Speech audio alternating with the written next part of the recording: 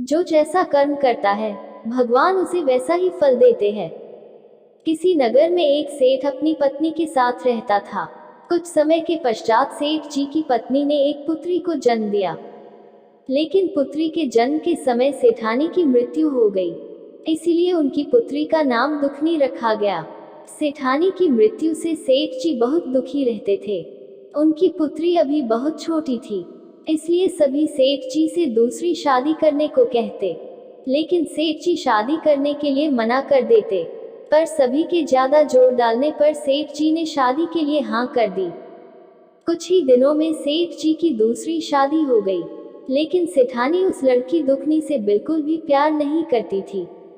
धीरे धीरे समय बीतता गया और इस सेठानी से भी एक बेटी ने जन्म लिया। सभी बहुत खुश थे, इसलिए इसका नाम सुखनी रखा गया। धीरे धीरे दोनों बेटियां बड़ी होने लगी। दुखनी हमेशा भगवान शिव की पूजा पाठ और व्रत किया करती थी। सेठानी दुखनी को बहुत दुख देती, उससे घर के सारे काम करवाते और उसे ढंग से खाना भी नहीं देती थी। सेठानी उसे रूखी सूखी रोटी खाने को देती। दुखनी चुपचाप सारे दुख सहती रहती और भगवान शिव की पूजा पाठ करती रहती। जब सेठ की दोनों बेटियां विवाह योग्य हो गई, तब सेठ ने उनके लिए वर ढूंढना शुरू कर दिया। तब एक दिन सेठानी ने सेठ जी से कहा कि तुम दुखनी के लिए सबसे निर्धन वर देखना। अगर तुमने ऐसा नहीं किया तो मैं अपनी जान दे दूंगी। सेठानी की बात मानकर सेठ ने दुखनी का विवाह भी बहुत ही गरीब परिवार में कर दिया। दूसरी बेटी सुखनी का विवाह एक संपन्न परिवार में कर दिया गया। दुखनी और सुखनी दोनों बहनें अपने ससुराल चली गई। दुखनी का पति बहुत गरीब था और वह कुछ काम भी नहीं करता था। दुखनी ही दूसरों के घरों में जाकर काम किया करती थी और किसी तरह अपना गुजर बसर कर रही थी, लेकिन उसने भगवान शिव की पूजा और व्रत करना नहीं छोड़ा। धीरे धीरे समय बीतता गया। दुखनी और सुखनी दोनों के बच्चे भी हो गए। एक बार की बात है, सुखनी अपनी बहन दुखनी के घर जाती है और उससे कहती है कि तुम दूसरों के घरों में झाड़ू पोछा करती हो, इससे अच्छा तो तुम मेरे घर आकर झाड़ू पोछा कर दिया करो। मैं तुम्हें पैसे दे दिया करूंगी और बचा खुचा खाना भी दे दिया करूंगी। दुखनी हाँ कर देती है और वह अपनी बहन के घर काम करने जाने लगती है। उसकी बहन उसे बासी खाना दे दिया करती। दुखनी वही खाना लाकर अपने बच्चों को खिला देती। एक बार की बात है, दीपावली का त्योहार था, तो सबके घरों में अच्छे अच्छे पकवान बन रहे थे। दुखनी के बच्चों ने भी अपनी माँ से कहा कि माँ हमें भी अच्छा भोजन खाना है। तो दुखनी बच्चों से बोली, बेटा मैं क्या करूं? अच्छा खाना कहाँ से लाऊं? तुम्हारे पिताजी तो कुछ करते नहीं है। तब बच्चों ने कहा मौसी के यहाँ से ले आना। तब दुखनी अपनी बहन सुखनी के घर गई और अपनी बहन से कहा, आज त्योहार है तो आज का बना हुआ थोड़ा सा ताज़ा खाना मेरे बच्चों के लिए दे दो। मेरे बच्चे बहुत भूखे हैं, उन्हें आज अच्छा खाना खाने का मन है। सुखनी को दुखनी का इस तरह खाना मांगना अच्छा नहीं लगा और गुस्से में आकर सुखनी ने अपनी बहन दुखनी को बहुत बुरा भला कहा और उसे घर से निकाल दिया।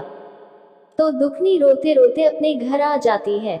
दुखनी को रोता देखकर उसके बच्चों ने कहा, माँ क्या बात है?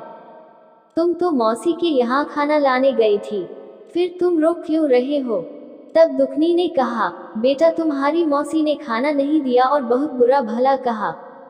तब दुखनी ने सोचा, आज त्योहार है, मैं अपने बच्चों को अच्छा खाना जरूर खिलाऊंगी। उसने सोचा कुछ लकड़ियां बेचकर बच्चों के लिए खाना ले आऊंगी, इसलिए वह वन की ओर जाने लगे। फिर चलते चलते रास्ते में दुखनी को एक गाय मिली। वह गाय दर्द से तड़प रही थी, वह बच्चे को जन्म देने वाली थी।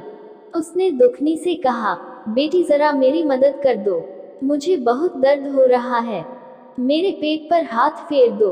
दुखनी गाय के पेट पर हाथ फेरने लगी और गाय ने आसानी से बच्चे को जन्म दे दिया। फिर वहां से दुखनी आगे बढ़ी।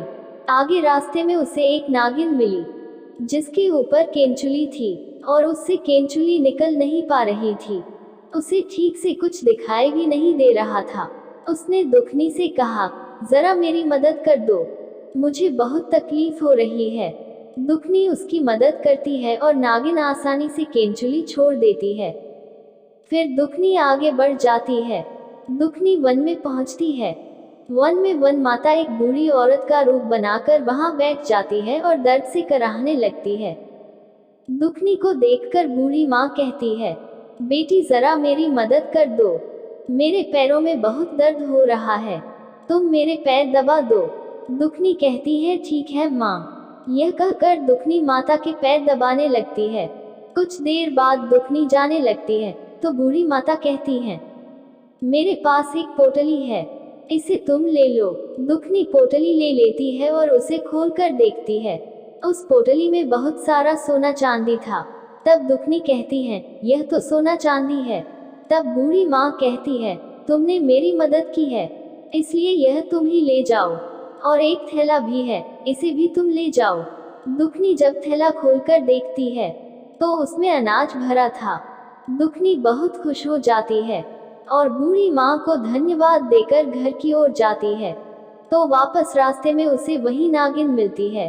वह नागिन दुखनी से कहती है, तुमने मेरी मदद की, इसलिए मैं तुम्हें एक मनी देती हूँ, और कहती है, इसे तुम अपने घर में रख देना, तुम्हारे घर में कभी भी धन धान्य की कमी नहीं होगी। दुखनी नागिन को धन्यवाद देकर आगे बढ़ जाती है। आगे रास्ते में उसे वही गाय मिलती है। वह गाय दुखनी से कहती है कि तुमने मेरी मदद की, इसलिए तुम मुझे अपने घर ले चलो।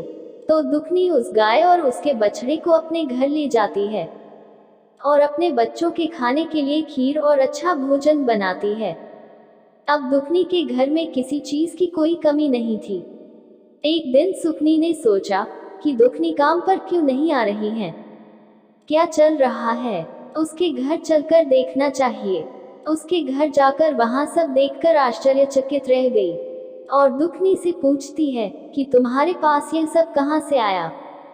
तब दुखनी उसे सारी बात बता देती है। तब उसकी बात सुनकर सुखनी भी गरीब औरत का रूप बनाकर वन की ओर जाती है। तो रास्ते में उसे एक शेरनी मिलती है। वह शेरनी उस पर दहाड़ती है।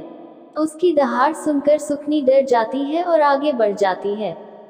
आगे रास्ते में वही नागिन सुखनी को मिलती है। नागिन उसे देखकर गुस्से से फुंकार मारती है। सुखनी फिर डर जाती है और आगे भाग जाती है। आगे उसे वही वन माता बुढ़िया का रूप लेकर बैठे हुए मिलती है। वह बुढ़िया माँ कहती है कि मेरी इजाजत के बिना तुम यहाँ कैसे आई, और वह सुखनी को डंडे से मारने लगती है। सुखनी भागते भागते अपने घर पहुँच जाती है। घर जाकर सुखनी देखती है कि उसके घर में अब धन दौलत सब कुछ खत्म हो गया है। अब वह गरीब हो गई है। फिर वह अपनी बहन दुखनी के घर जाती है और उसे भला बुरा कहने लगती है कि तुम्हारी वजह से मेरा सब कुछ नष्ट हो गया, तुमने यह क्यों किया। तब भगवान शिव वहां प्रकट होते हैं और कहते हैं, इसमें दुखनी का कोई दोष नहीं है, तुम बहुत घमंडी थी और धनवान होते हुए भी एक गरीब का रूप धर के वन में गई, इसलिए वन माता ने तुम्हारा सारा धन नष्ट कर दिया। तुमने धन का लालच किया, जिसकी वजह से यह सब हुआ। यह सब कहकर भगवान शिव वहां से चले गए और सुखनी को भी अपने किए पर बहुत पछतावा हुआ। दोस्तों, कहानी पसंद आई हो तो कमेंट में हर हर महादेव लिखें और हमारे चैनल को सब्सक्राइब जरूर करें।